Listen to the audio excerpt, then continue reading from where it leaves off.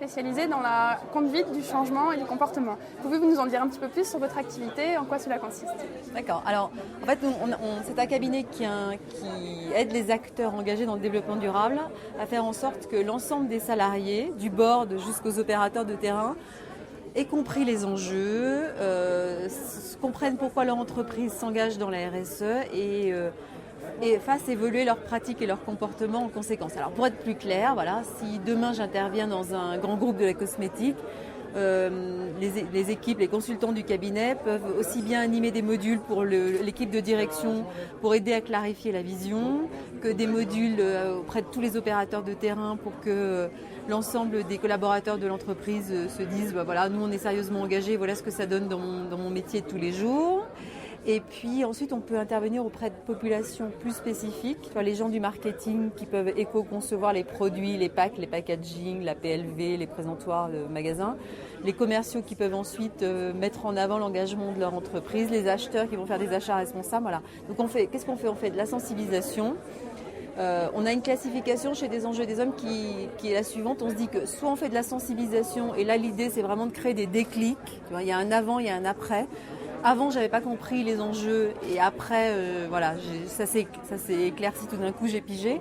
Ensuite, on fait de la formation et là, c'est vraiment créer des compétences dans les entreprises, développer des nouveaux savoirs, des savoir-faire. Et puis, on fait aussi de l'ancrage dans le changement parce que tout ça, c'est bien joli, mais si une fois nous passé, la vraie vie reprend le dessus et on recommence comme avant, bah, c'est un coup d'épée dans l'eau. Donc, en fait, on met en place des opérations d'incentive, des systèmes de management qui font perdurer tous ces changements, voilà. Les entreprises ont-elles vraiment compris ou est-ce qu'elles réagissent juste en termes de part de marché? Il faut absolument que je me place là-dessus. Comment ça se passe en interne pour y voir un petit peu plus clair? En fait, nous, on a monté le cabinet il y a 5 ans. Quand on est allé il y a 5 ans voir les entreprises en leur disant on va former tous vos salariés sur le sujet, on va être des artisans du sens, elles nous regardaient avec des yeux ronds, nous disant attendez, on n'est pas prêt à le faire, on n'a pas forcément les budgets, les RH ne sont pas impliqués, etc. Donc on le fera peut-être un jour, mais on ne sait pas quand. Voilà. Et on faisait juste un peu de com interne. On ne voulait pas ouvrir les boîtes de Pandore dans les entreprises. Il ne s'agissait pas de réunir des salariés pour tout d'un coup mettre sur la table ce sujet. Et moi, je trouve que les choses ont considérablement progressé.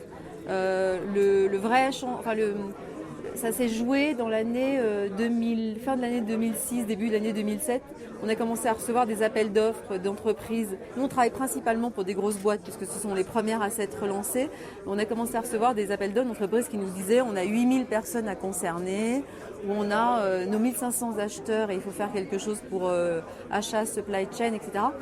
Et aujourd'hui, par exemple, on répond à des appels d'offres qui vont permettre de toucher 150 000 collaborateurs dans une entreprise.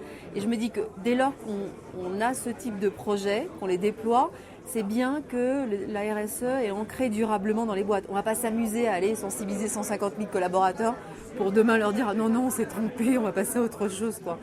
Et du coup, moi, je pense que nous, on est un bon indicateur du sérieux avec lequel la problématique est adressée. Et avec la crise actuelle, tu n'as pas la sensation que les entreprises vont mettre à la trappe tout ce travail et vous essayez quand même d'insister sur le fait que c'est une opportunité et les toucher en plein cœur en disant bon ben voilà, pour vous c'est une occasion de révolutionner un petit peu ce que vous faites. Enfin, moi, je vois pas de baisse de notre activité liée à la crise. Alors, je sais pas, on fait peut-être un peu preuve d'angélisme et ça va peut-être venir, mais je ne crois pas. Parce que de toute manière, la formation dans les entreprises, elle continuera de se faire. Et, voilà, et si ce thème maintenant est pris en compte, bah, il continuera à être pris en compte demain. Non, ce que je vois, et ça peut répondre à ta question, c'est que il y a beaucoup d'entreprises qui commencent à comprendre que le développement durable, c'est un vrai enjeu d'innovation et business, tu vois, et différenciation. Et pour le coup, je pense que celles qui l'ont compris vont surfer, enfin, ou malheureusement ou heureusement, mais en tout cas vont profiter des effets de la crise parce qu'elles vont se démarquer. Une petite contradiction aujourd'hui dans ton comportement personnel ou cette semaine? Non, mais il y en a un paquet, évidemment. Enfin, j'étais très tentée d'aller skier, ce qui aurait peut-être été une vraie contradiction parce qu'on travaille avec des stations de moyenne montagne qui sont en train de revisiter leur métier, tu vois. Et donc, non, je ne l'ai pas fait, mais j'aurais pu le faire. J'étais très tentée par mes petits copains et voilà. Et ça aurait été une contradiction, mais je suis restée avec vous.